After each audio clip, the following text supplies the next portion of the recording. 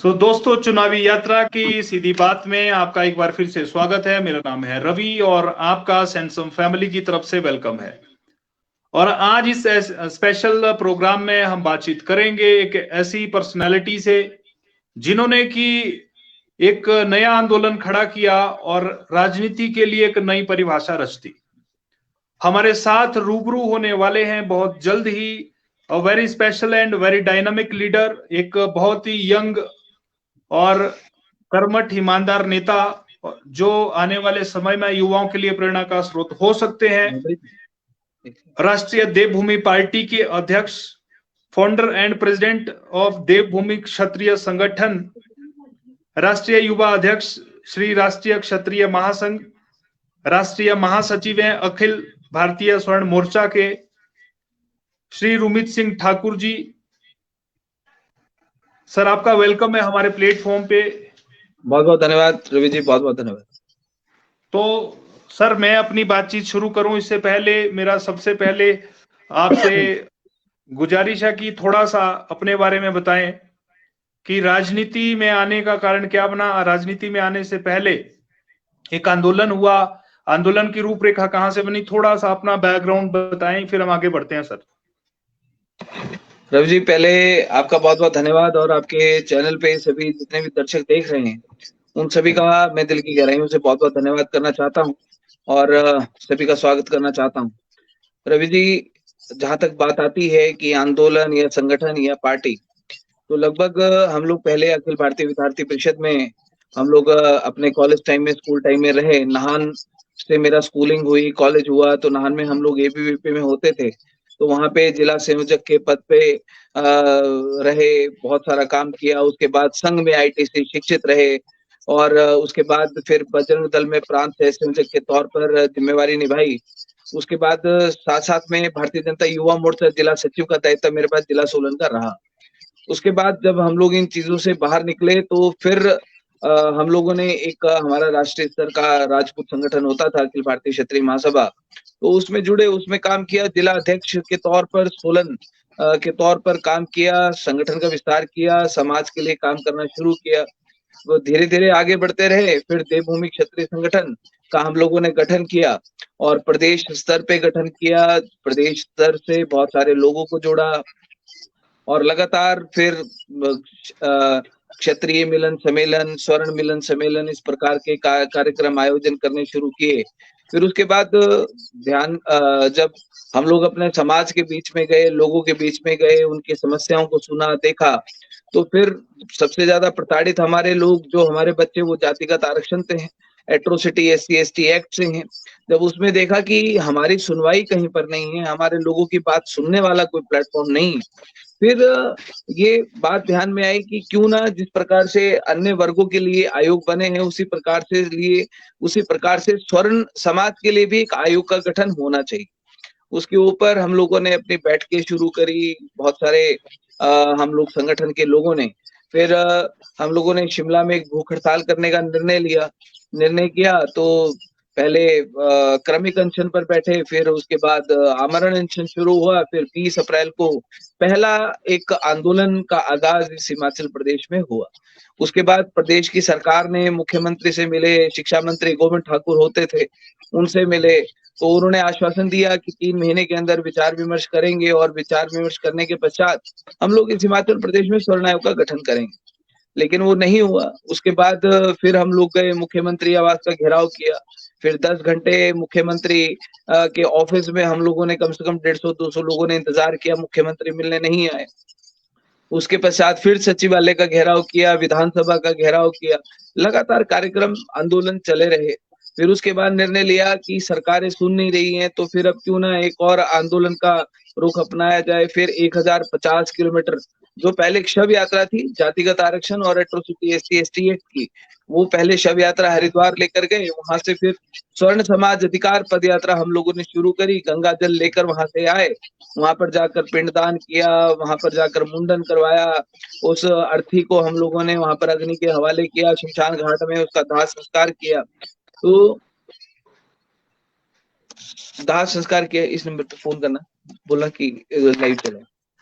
तो वहां पे फिर हम लोगों ने फिर वहां से स्वर्ण समाज अधिकार पद यात्रा शुरू करी। जब अधिकार पद यात्रा शुरू करी फिर पैदल चलते चलते धर्मशाला पहुंचना था 10 दिसंबर को। पूरे हिमाचल प्रदेश का भ्रमण करते जब 10 दिसंबर को हम लोग धर्मशाला पहुंचे तो बहुत सारे बड़े संख्या में, लाखों की संख्या में हजूम उमड़ा। प्रदेश की सरकार को घुटने के बल आना पड़ा, झुकना पड़ा। मुख्यमंत्री को बाहर आके ये वादा करना पड़ा लिखित तौर पर कि हम लोग स्वर्ण आयोग बनाएंगे। तो पहले मुख्यमंत्री ने वादा किया तो कहकर चले गए, मैं घोषणा कर रहा हूँ, हमने बात स्वीकार नहीं करी। तो हमने मुख्यमंत्री को पकड़ा, वहां पे रोका और उनको कहा कि आप लिखित तौर पर दीजिए, क्योंकि हम आपका विश्वास नहीं कर सकते हैं, क्योंकि आप पहले भी झूठ बोल चुके हैं और अब हम आपकी बात का विश्वास नहीं करेंगे जब तक आप लिखित तौर पे नहीं देंगे। तो लगभग आधे घंटे के पश्चात वहां से लिखित तौर पे मुख्यमंत्री ने एक डॉक्यूमेंट भेजा। उसमें कहा गया कि बजट सत्र जो आएगा उसमें हम लोग स्वर्ण आयोग का गठन करेंगे। लेकिन वो बजट सत्र भी निकल गया। बजट सत्र जो 15 मार्च को खत्म होना था, तो 23 फरवरी को एक 4 कागजों का शगुफा छोड़ा रवि जी, प्रदेश की सरकार ने। लेकिन उस शगुफे के ऊपर स्टेटमेंट देने के लिए कोई तैयार नहीं था। हमने उसको सिरे से निकाला कि ये जो धोखाधड़ी है ये स्वर्ण समाज के साथ स्वीकार नहीं की जाएगी। हम 16 मार्च को गए, हमारे संगठन के लोगों ने, साथियों ने कहा कि 16 मार्च को जाना है, तो 16 मार्च का हमने निर्णय तय किया। तो जब 16 मार्च को गए, वहां पर आंदोलन हुआ। आंदोलन के बाद रात को गिरफ्तारियां कर ली गई, 24 दिन जेल के भीतर रहे। और जब जेल के भीतर रहे तो जेल के भीतर रहकर भी ये मंथन था कि क्या करेंगे, बाहर जाकर आंदोलन को कैसे आगे बढ़ाएंगे। उससे पहले भी 4 तारीख को हमारी बैठक कुनिहार में हुई थी, तो उसमें भी निर्णय लिया गया था। उसके बाद भी मीटिंगें हुई कि कैसे आंदोलन को आगे बढ़ाएंगे। हमारे साथियों ने लोगों को समझाया कि आंदोलन अब का रास्ता अख्तियार करके कोई फायदा नहीं है, क्योंकि सरकार नहीं सुनेगी। तो क्यों ना ये अपने लोगों को आगे भेजने की तैयारी की जाए, चुनाव में उतारने की एक तैयारी की जाए, एक राजनीतिक विकल्प अपने लोगों को प्रदेश में दिया जाए। उसके ऊपर सबने हामी भरी, सबका सामूहिक निर्णय था कि एक पॉलिटिकल पार्टी फॉर्म करके हम लोग अपने लोगों को मैदान में उतारेंगे। जब वो निर्णय हुआ, जेल से छूटे, जेल से बाहर आए रवि जी, तो उसके बाद पॉलिटिकल पार्टी का को फॉर्म किया गया। पूरे हिमाचल प्रदेश में नारग में हमने जिला सिरमौर में वो कार्यक्रम किया। तो सारे साथियों का हामी थी, निर्णय था। तो जब निर्णय था तो उसके ऊपर फैसला लिया गया पार्टी का। वहां पर हमारे साथियों के द्वारा वहां पर घोषणा की गई। जब घोषणा की गई तो घोषणा के बाद फिर रजिस्ट्रेशन का प्रोसेस शुरू हुआ।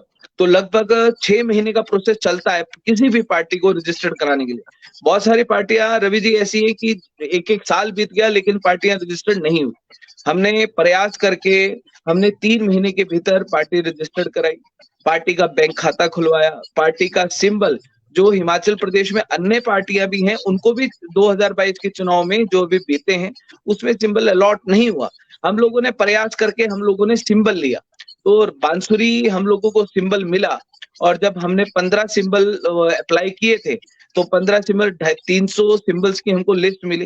300 सिंबल्स में से हम लोगों ने 15 सिंबल हम लोगों को सिलेक्ट करने थे। तो 15 सिंबल में से एक बांसुरी भी था जो हम लोगों ने वहां पर दिया।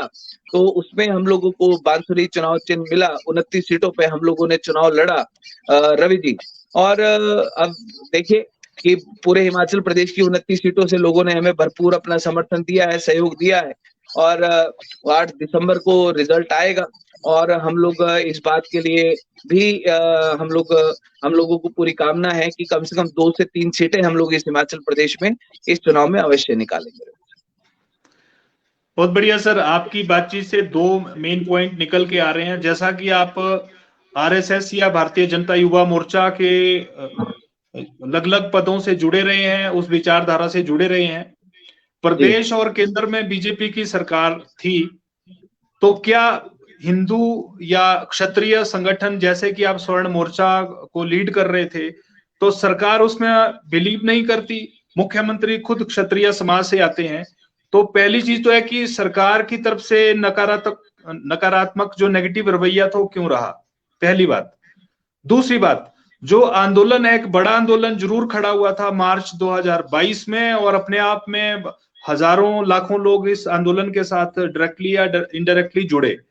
पर क्या आंदोलन के बाद जो अगला रूप है, क्या राजनीतिक पार्टी है, तो क्या ऐसी मजबूरी हुई कि हमें राजनीतिक पार्टी की तरफ जाना पड़ा? रवि जी, पहली बात का मैं जवाब दे देता हूं कि प्रदेश के मुख्यमंत्री राजपूत हैं। उनके साथ साथ 48 विधायक वहां पर बैठे हैं जो ब्राह्मण, वैश्य और राजपूत हैं। जो ब्राह्मण हमारे मंत्री नेता हैं उनको ये नहीं पता कि स्वर्ण समाज कौन सा है। जो राजपूत बैठे हैं वो बोलते हैं कि नहीं जी, हमें तो यही नहीं पता कि स्वर्ण समाज की परेशानियां, दिक्कतें क्या है, बच्चों की दिक्कतें क्या है।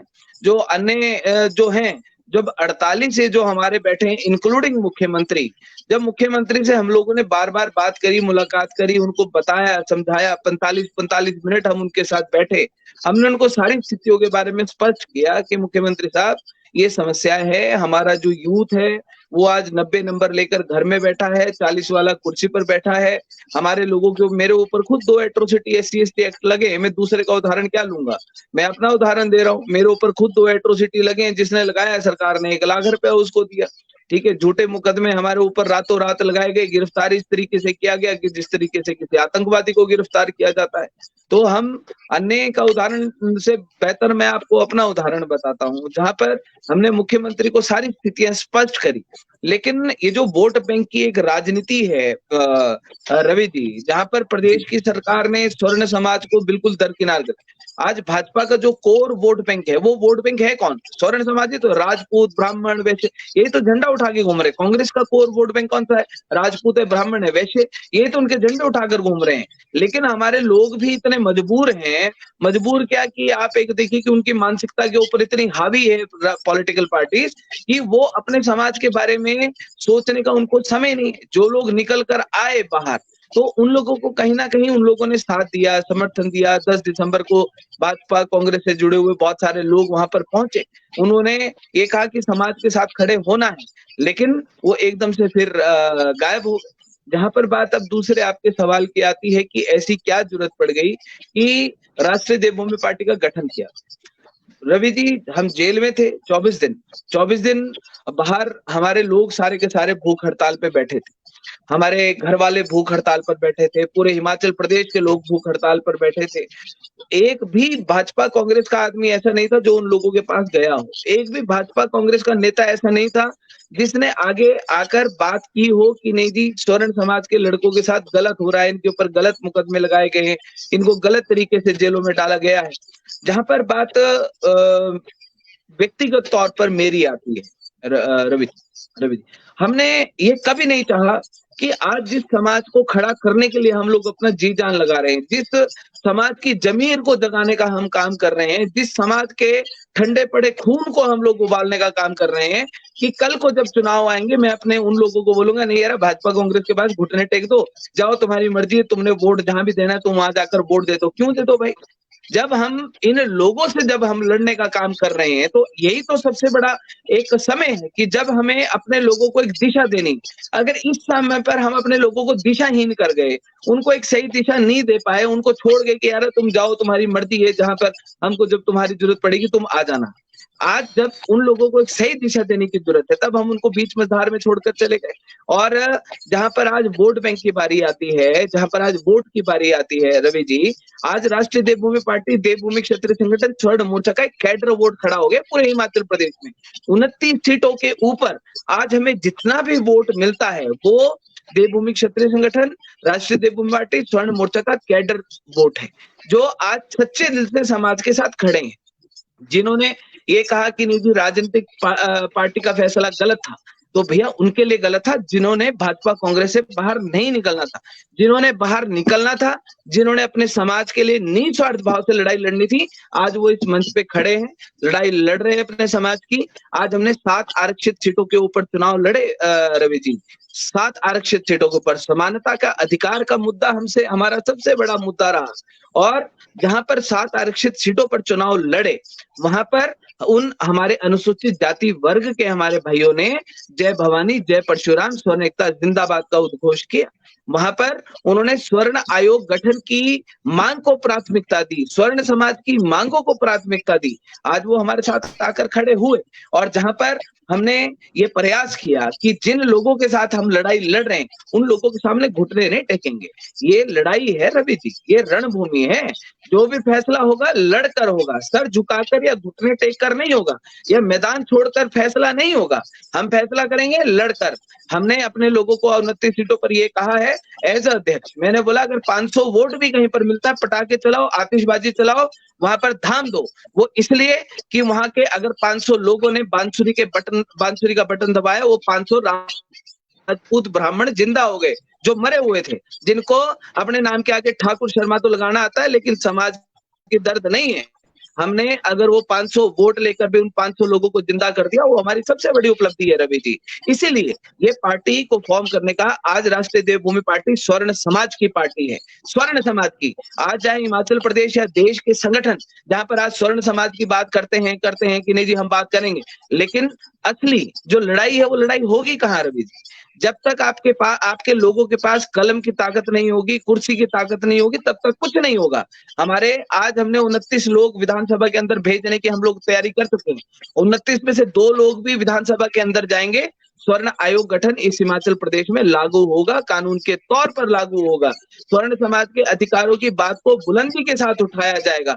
हमारे चाहे स्वर्ण आयोग का मुद्दा है, चाहे आरक्षण का मुद्दा है, जहां पर हम लोग ये कहते हैं कि आर्थिक आधार पर आरक्षण की बात की जाए। रवि जी, आर्थिक आधार पे आरक्षण की बात भी वो लोकसभा में होगा। हमने 2024 का राष्ट्रीय देवभूमि पार्टी कम से कम 25 सीटों के ऊपर लोकसभा का चुनाव लड़ने के लिए जा रही है और सीधे सीधे आर्थिक आधार पे आरक्षण, राष्ट्रीय स्वर्ण आयोग का मुद्दा और तीसरा एट्रोसिटी SC/ST एक्ट में संशोधन का मुद्दा। इन 3 मुद्दों के ऊपर हम लोग लोकसभा का चुनाव लड़ने के लिए जा रहे हैं। आज राष्ट्रीय देवभूमि पार्टी जब हिमाचल प्रदेश में खुलेआम और सीधे तौर पे कह रही है स्वर्ण समाज की पार्टी है, स्वर्ण समाज के अधिकारों के लिए लड़ाई लड़ेगी, तो आज हिमाचल प्रदेश के स्वर्ण समाज के लोगों का ये दायित्व बनता है कि अगर वो जिंदा हैं तो भैया वो राष्ट्रीय देवभूमि पार्टी को वो समर्थन करें। अगर वो आज भी भाजपा कांग्रेस की अगर गाड़ियों में घूमेंगे तो मुझे नहीं लगता है कि उससे बड़ा कोई दुर्भाग्य इस हिमाचल प्रदेश के स्वर्ण समाज के लिए हो सकता है। पर इलेक्शन तो आपको पता है कि वोट के ऊपर जीते जाते हैं और समाज में हर वर्ग को साथ लेके चलना पड़ेगा, जिसमें ब्राह्मण भी होगा, वैश्य भी होगा, शूद्र भी होगा, क्षत्रिय भी होगा, स्टूल ट्राइब के लोग भी होंगे, मुस्लिम भी होंगे और जितने हमारे सिख भाई होंगे वो भी होंगे। तो रवि जी, आप समानता के मुद्दे से क्या समझते हैं? समानता के मुद्दे पे आप किसको मानते हैं कि समानता का मुद्दा किसके लिए होना चाहिए? वैश्य, क्षत्रिय, ब्राह्मण, शूद्र, सिख, जो अदर कम्युनिटी, जो अदर रिलीजन के लोग हमारे साथ जुड़े, समानता सबके लिए होती है, समानता सबके लिए होती है। और दूसरी बात, हम राजनीति करने के लिए नहीं आए, हम अपने स्वर्ण समाज के अधिकारों की लड़ाई लड़ने के लिए आए। हमने इस चुनाव को चुनाव का मुद्दा नहीं दिया, हमने कहा ये देवभूमि क्षत्रिय संगठन स्वर्ण मोर्चा का महाआंदोलन है, वोट की चोट का महाआंदोलन है। जो लोग साथ खड़े होकर नहीं आ सकते भैया घर बैठकर बटन दबाएं, वो अपने पोलिंग बूथ पर जाएं, वहां पर बांसुरी का बटन दबाएं, स्वर्ण समाज के साथ आकर खड़े हों। तो इसलिए हमारे लिए महाआंदोलन था, वोट बैंक की राजनीति करने के लिए हम लोग नहीं आए। 7 आरक्षित सीटों पे हमने चुनाव लड़ा, जो अनुसूचित जाति वर्ग के लिए आरक्षित है वो लोग हमारे साथ आकर खड़े हुए। और जहां पर अनुसूचित जाति वर्ग के लिए कहा जाता था कि भैया देवभूमि क्षत्रिय संगठन स्वर्ण मोर्चा के साथ नहीं खड़ा होगा, तो उन लोगों ने चुनाव लड़ा हमारे पार्टी से आकर। वो लोग हमारी मांग को, जहां पर हम लोग जय भवानी का उद्घोष करते हैं वो हमारे साथ जय भवानी का उद्घोष करते हैं। हम जय परशुराम का, आप ब्राह्मण है, आप जय परशुराम का उद्घोष करते हैं, उन्होंने हमारे साथ, आप बिलीव कर सकते हैं कभी कि SC कम्युनिटी के लोग आपके साथ जय परशुराम का उद्घोष करेंगे, या राजपूतों के साथ जय भवानी का उद्घोष करेंगे, या स्वर्ण समाज के साथ स्वर्ण एकता जिंदाबाद का उद्घोष करेंगे? हमारे उन अनुसूचित जाति वर्ग के लोगों ने किया। आज वो हमको मिलते हैं, फोन आता है, जय भवानी बोलते हैं, जय भवानी जय परशुराम बोलते हैं। इससे बड़ी उपलब्धि आप इस हिमाचल प्रदेश में कोई मान सकते हैं? बहुत बढ़िया सर। सबसे बड़ी जीत है। तो इलेक्शन में एक तरफ तो कहीं से बात सुनने को मिली कि नोटा के ऊपर फोकस कर रहे हैं जहां पर आपके कैंडिडेट नहीं है, और दूसरा रवि जी कहा आपकी सीधी सीधी जो लड़ाई थी वो सिटिंग गवर्नमेंट के खिलाफ थी। तो सबसे बड़ा जो नुकसान होगा वो कहीं ना कहीं बीजेपी को होता हुआ दिखता है। तो क्या कांग्रेस इस रेस में आगे निकल जाएगी? और अगर आपके कुछ विधायक जीत के आते हैं तो कल किस तरह से अगली राजनीति को चलाएंगे आप? किसी पार्टी के साथ मिलके अगला मिशन तैयार होगा या क्या रोड मैप है सर अगला? रवि जी देखिए, जहां पर बात आती है कि हमारे लोग अंदर जीत कर जाएंगे, 2 लोग जाते हैं, 4 लोग जाते हैं, जितने भी जाते हैं, हमारा प्राथमिकता हमारा स्वर्ण आयोग का मुद्दा है, स्वर्ण समाज का मुद्दा है, उसके ऊपर आधारित ही आगे बात किसी भी दल के साथ की जाएगी। हमारे कितने विधायक जीतते हैं, कितने विधायक नहीं जीतते हैं। और दूसरी बात कि आपने दूसरा सवाल किया।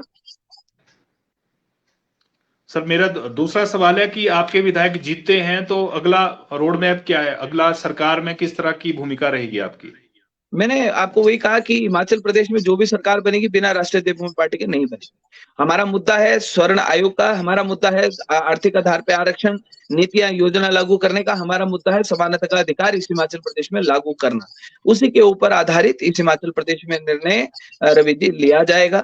और जहां पर बात आती है कि हमारे जो विधायक जीत कर जो जाएंगे वो स्वर्ण समाज का चेहरा होंगे, स्वर्ण समाज की बुलंद आवाज होंगे। और जहां पर स्वर्ण समाज के नाम पर विधायक जीत के जा रहे हैं, मुझे नहीं लगता कि उससे बड़ी बुलंद आवाज कोई भी हो सकती है। आज पूरे के पूरे देश में जितने भी संगठन, जितने भी लोग बैठे हैं, वो उनका ये मानना है कि जब तक लोग और हिमाचल प्रदेश शुरुआत कर रहा है कि देवभूमि क्षेत्रीय संगठन स्वर्ण मोर्चा ने शुरुआत करी है, राष्ट्रीय देवभूमि पार्टी विकल्प दिया है कि आज हम लोग जिताकर अंदर भेज रहे हैं। और उससे बड़ा स्वर्ण समाज के लिए कोई भी खुशी का वो नहीं हो सकता कि जिस आवाज को हम लोग सड़कों पर उठाते थे वो आवाज अब विधानसभा के अंदर जाकर गूंजेगी। और हिमाचल प्रदेश के 62 लाख लोग जो स्वर्ण समाज के हैं, मैं उनको भी आपके माध्यम से कहना चाहता हूं, विधायक जीत कर जा रहे हैं, आपके बांसुरी वाले स्वर्ण समाज वाले जीत कर जा रहे हैं, इस विधानसभा में अंदर जाएंगे। और जो ये भाजपा, जो आपने कांग्रेस की बात करी कि किसको नुकसान है किसको नुकसान नहीं है, देखिए साहब, हमारी लड़ाई है हमारे अधिकारों की लड़ाई। ना हमारी लड़ाई भाजपा के खिलाफ थी, ना हमारी लड़ाई कांग्रेस के खिलाफ थी। हमारी लड़ाई है अपने अधिकारों के, अपने समाज के लिए। हम अपने समाज की आवाज को बुलंद करने के लिए, हमारी तरफ से कौन आता है कौन नहीं आता, हमारा उससे कोई मतलब नहीं है। हमारा मतलब इतना है कि स्वर्ण समाज के लोग जीत कर जाने चाहिए और स्वर्ण समाज की आवाज विधानसभा के अंदर जाकर बुलंद होनी चाहिए। जहां पर किसकी सरकार बनेगी और वो क्या करेगा, मैं आपके माध्यम से बोलना चाहता हूं कि जिसकी भी सरकार अंदर बनेगी, राष्ट्रीय देवभूमि पार्टी के विधायक एक अपना अहम रोल इस हिमाचल प्रदेश में अदा करेंगे स्वर्ण समाज के अधिकारों की आवाज को बुलंद करने के लिए। वो विधायक हमारा किसी अनुसूचित जाति वर्ग की सीट से जीत कर जाता है, वो ओपन सीट से जीत कर जाता है, स्वर्ण समाज का मुद्दा, प्राथमिकता का मुद्दा इस हिमाचल प्रदेश में राष्ट्रीय देवभूमि पार्टी का था, है और रहेगा। और जब तक हम लोग इस लोकसभा का भी चुनाव की हम लोग तैयारी कर रहे हैं, जब तक ये आरक्षण को भी आर्थिक आधार पे अब लोकसभा के अंदर भी इतने लोग बैठे हैं, 130 135 लोग एससी हैं, उसके अलावा हमारे जो लोग हैं आज तक कभी उन्होंने आवाज नहीं उठाई कि आरक्षण को आर्थिक आधार पे लागू करना चाहिए। हम कम से कम 25 सीटों के ऊपर लड़ेंगे, एक मुद्दे के ऊपर, देश के ऊपर लड़ेंगे कि आरक्षण को आर्थिक आधार पे लागू किया जाए, एट्रोसिटी SC/ST में संशोधन किया जाए और इस देश में रहने वाले स्वर्ण समाज के लिए राष्ट्रीय स्वर्ण आयोग का गठन इस देश में किया जाए। रवि, ये तो बात हुई सर हक की, समानता के अधिकार की। इसके बावजूद हर विधानसभा क्षेत्र में कुछ लोकल एजेंडे होते हैं, कुछ लोकल मुद्दे होते हैं, तो हर विधानसभा का अपना अपना एक मुद्दा होता है। मेनली कुछ मुद्दे ऐसे हैं लाइक महंगाई है, बढ़ती बेरोजगारी है और भ्रष्टाचार है। इसके ऊपर आपकी क्या राय है? रवि जी देखिए, जहां पर बात आती है स्थानीय मुद्दों की, हमने बहुत सारे मुद्दों के ऊपर हम लोगों ने इस हिमाचल प्रदेश में बात की। और जहां पर बात आती है हमारी प्राथमिकता, जहां पर अधिकारों का हमारा सबसे पहली प्राथमिकता थी, जहां पर बात महंगाई की आती है, जहां पर बात आती है बेरोजगारी की, रोजगार की, जहां पर बात आती है भ्रष्टाचार की। तो आज आप रवि जी, एक बात से मुझे लगता है कि आप भी सहमत होंगे बहुत अच्छे तरीके से। आज जो हिमाचल प्रदेश का इस राजनीति का एक सिनेरियो बना कि चुनाव लड़ने से पहले हमारे लोगों ने करोड़ों रुपया पानी की बहा दिया चुनाव लड़ने के लिए। हमारे लोगों ने तो फालतू पैसा खर्चा ही नहीं।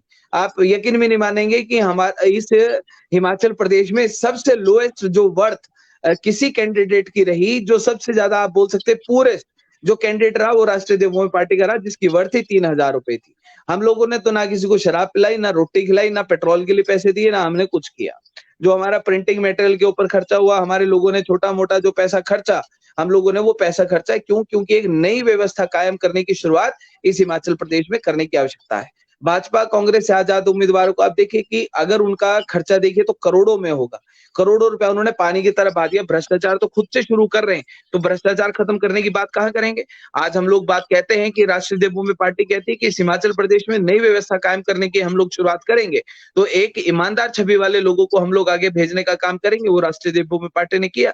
जहाँ पर महंगाई की बात आती है, तो रवि जी बहुत सारे स्थानीय मुद्दे हैं, चाहे पर्यटन की दृष्टि से इस हिमाचल प्रदेश को मजबूत और सुदृढ़ बनाने की आवश्यकता है। हमारे विधायक जीत कर जाएंगे, हम अवश्य इस हिमाचल प्रदेश की तस्वीर बदलने का काम करेंगे। हमें मौका मिलेगा, हम अवश्य इस हिमाचल प्रदेश में तकदीर बदलने का, तस्वीर बदलने का काम करेंगे। और वही शुरुआत हम लोग करना चाह रहे हैं कि हमारे लोगों को मौका मिलेगा विधानसभा में जाने का, हम लोग इस हिमाचल प्रदेश को एक नई तकदीर और नई तस्वीर देने का काम करेंगे। इस हिमाचल प्रदेश का जहाँ पर रोजगार, बेरोजगारी का मुद्दा है, मेरा ये मानना है कि पर्यटन की दृष्टि से आप हर 500 मीटर बाद भी हिमाचल प्रदेश को डेवलप करोगे, हमारे लड़कों को, हमारे लड़कियों को हिमाचल प्रदेश छोड़ के बाहर कहीं जाके नौकरी करने की आवश्यकता नहीं पड़ेगी।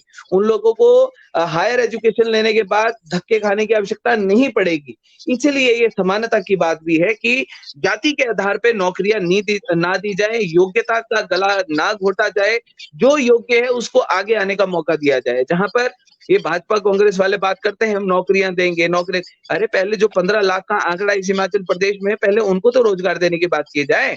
जो अन्य आप बात करते हैं कि हम 5 लाख युवाओं को रोजगार देंगे, हम भ्रष्टाचार मिटाएंगे, भ्रष्टाचार की शुरुआत तो भाजपा कांग्रेस अपने से शुरू करते हैं चुनावों से।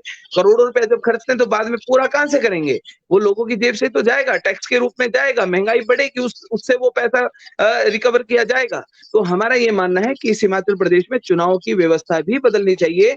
लोकतांत्रिक ये जो डेमोक्रेटिक सिस्टम है इसका मजाक नहीं बनाया जाना चाहिए, इसकी धज्जियां नहीं उड़ाई जानी चाहिए। और जिस तरीके से हिमाचल प्रदेश में अभी ये भाजपा कांग्रेस का चला, कभी भाजपा ए, कभी कांग्रेस बी, तो भाजपा और कांग्रेस को एक ही पहलू में हम लोग देखते हैं। आप भाजपा के अंदर देखेंगे कांग्रेस दिखेगी, कांग्रेस के अंदर देखेंगे भाजपा दिखेगी रवि जी। तो यही इन लोगों की एक छवि है। लोग निचले स्तर पे लड़ते हैं, लेकिन ऊपरले स्तर पे देखिए तो दोनों की साठगांठ होती है कि भैया 5 साल तेरे को मौका मिलेगा, 5 साल मौका मेरे को मिलेगा। तो इसलिए इसी चीज को लेकर आगे बढ़ते रहते हैं। और इस हिमाचल प्रदेश में हमारे विधायकों को मौका मिलेगा, हमारे विधायक जीत कर जाएंगे, इस हिमाचल प्रदेश की तकदीर और तस्वीर बदलने का काम हम निश्चित तौर पर हम लोग करेंगे। अभी इलेक्शन में गए थे पब्लिक के बीच में, अब क्या एक्सपेक्टेशन है सर? 12 तारीख को पोलिंग हो चुकी है, 8 दिसंबर को रिजल्ट आएगा। कम से कम कितनी सीटों की एक्सपेक्टेशन है? कम से कम कितनी सीटें जीत रहे हैं आप? जी देखिए, हिमाचल प्रदेश में जहां पर बात आती है तो कम से कम हम 5 सीटें हम लोग इस हिमाचल प्रदेश में, जीत का आंकड़ा हमारा 5 का है। और जिस प्रकार से हिमाचल प्रदेश के स्वर्ण समाज की बात आती है तो स्वर्ण समाज अपना पूर्ण आशीर्वाद देगा तो इस आंकड़ा इससे ऊपर भी जा सकता है, लेकिन कम से कम हम 5 सीटें इस हिमाचल प्रदेश में निकालेंगे। बहुत बढ़िया। और फाइनली एक और बात आपसे पूछना चाहूंगा, जैसे कि अभी ट्रेंड रहा है, सरकारें बड़ी तेजी से बदल जाती हैं या कहीं बराबर की टक्कर होती है प्रदेश में, तो 5, 10, 20 विधायक इधर से उधर हो जाते हैं या पार्टी ही उठा के चेंज कर दी जाती है, रातों रात पूरा सिस्टम शिफ्ट हो जाता है। अभी जो अंतिम उदाहरण है वो आपका मध्य प्रदेश का रहा है, महाराष्ट्र का सबसे लास्ट एग्जाम्पल रहा है। तो इस तरह की सिचुएशन अगर क्रिएट होती है तो खरीद फरोख्त वाला काम होता है, तो उस सिचुएशन में आप के विधायक अगर चुन के आते हैं तो कैसे बचाएंगे? क्या योजना रहेगी उसके लिए? देखिए रवि जी, ऐसा है कि हमारे जो लोग हैं वो योद्धा हैं, योद्धा, उनकी कीमत नहीं लगा सकता कोई। वो स्वर्ण समाज के योद्धा हैं, स्वर्ण समाज की लड़ाई लड़ने वाले योद्धा हैं, महाराणा प्रताप और परशुराम का आशीर्वाद लेकर चलने वाले लोग हैं। उन लोगों की कोई कीमत लगाएगा तो इतनी ना भाजपा की आप मान के चलिए वो है, ना कांग्रेस की। ठीक है, हमारे लोग जो वीर योद्धा हैं और हमको अपने वीर योद्धाओं के ऊपर पूर्ण विश्वास है। और हमें इस बात की चिंता करने की आवश्यकता नहीं है कि भाजपा वाले खरीदेंगे या कांग्रेस वाले हमारे लोगों को खरीदेंगे। खरीदने की बात आएगी तो स्वर्ण समाज भाजपा कांग्रेस को दोनों को खरीदने का दम रखता है अपने में। रवि जी, बहुत बढ़िया सर। फाइनल नोट पे एक मेरी ओर से और इस सैनसम फैमिली की ओर से यहाँ जुड़ने के लिए बहुत बहुत शुक्रिया। और 8 दिसंबर को परिणाम आने वाले हैं। हमारी तरफ से आपको हार्दिक शुभकामनाएं और मिलेंगे कुछ नए एजेंडों के साथ। और जो पार्टी का अगला रुख होगा उसको लेके दोबारा आपसे मिलना होगा। तब तक के लिए जय हिंद, जय हिमाचल। बहुत बहुत thank you, thank you, thank you.